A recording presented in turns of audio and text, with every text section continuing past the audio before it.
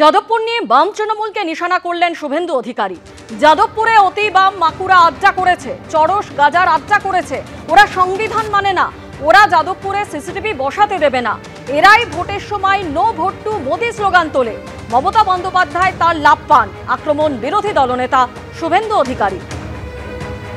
কোনো লাভ হবে না, সিসিটিভিও লাগাতে দেবে না এবং ওখানে বন্দে মাতরমও গাইতে দেবে না।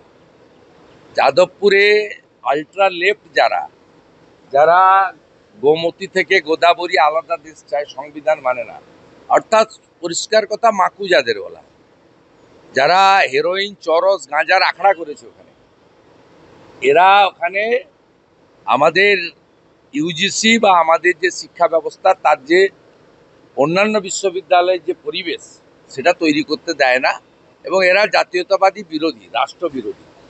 এবং মমতা বন্দ্যোপাধ্যায় এদেরকে লালিত পালিত করেন। তার কারণ হচ্ছে এরা ভোটের সময় নো ভোট টু মোদি বলে, তার লাভ মমতা ব্যানার্জি পান। বিজেপিকে আনুন, সাফ করে দেবো। যাদবপুরের ছাত্র মৃত্যুর ঘটনা ইতিমধ্যেই আপনাদেরকে জানিয়েছি যে মৃতার পরিবারের তরফে যাদবপুর থানায় লিখিত অভিযোগ দায়ের করা হয়েছে এবং ইতিমধ্যেই যে খবর আমাদের সামনে এসে পৌঁছচ্ছে যে যাদবপুর বিশ্ববিদ্যালয় ডিন এবং বিভাগীয় প্রধানদের মধ্যে একটি বৈঠক শুরু হয়েছে।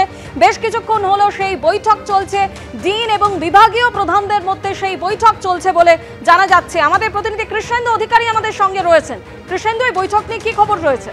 দেখো, যাদবপুর বিশ্ববিদ্যালয়ে যে ঘটনা ঘটে গেছে তার পরিপ্রেক্ষিতে জরুরি ভিত্তিতে একটা বৈঠক শুরু করেছে কর্তৃপক্ষ। যাদবপুর বিশ্ববিদ্যালয় কর্তৃপক্ষ সহ উপাচার্য, রেজিস্ট্রার এবং সমস্ত বিভাগীয় প্রধান তারা এই বৈঠকে হাজির হয়েছেন।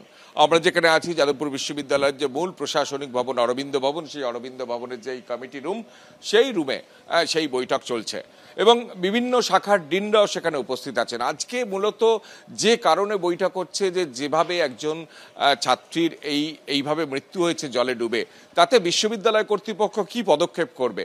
তুমি জানো যে যাদবপুর বিশ্ববিদ্যালয়ের ভূমিকা নিয়ে, বিশেষত কর্তৃপক্ষের ভূমিকা নিয়ে একদম প্রশ্ন উঠেছে, কারণ নজরদারি এবং নিরাপত্তার প্রশ্ন নিয়ে প্রশ্ন উঠেছে যে এখনো পর্যন্ত যে পরিস্থিতি চলছে সেই পরিস্থিতির জন্য দায়ী কে।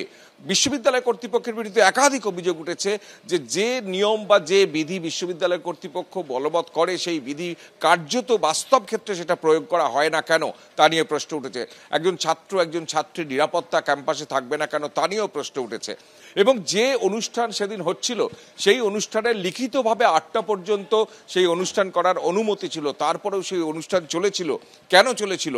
এবং তারপর যে ঘটনা ঘটেছিল সেই ঘটনা হচ্ছে রাত 10টা নাগাদ, অর্থাৎ 2 ঘন্টা পরেও ছাত্রছাত্রীরা কি করছিলেন ওখানে। সব মিলিয়ে এই পরিস্থিতিতে কার্যত চাপের মুখে, বিতর্কের মুখে আজকে যাদবপুর বিশ্ববিদ্যালয় কর্তৃপক্ষ বৈঠকে বসেছেন এবং সেই বৈঠকে কি সিদ্ধান্ত নেওয়া হয় সেদিকে অবশ্য নজর থাকবে।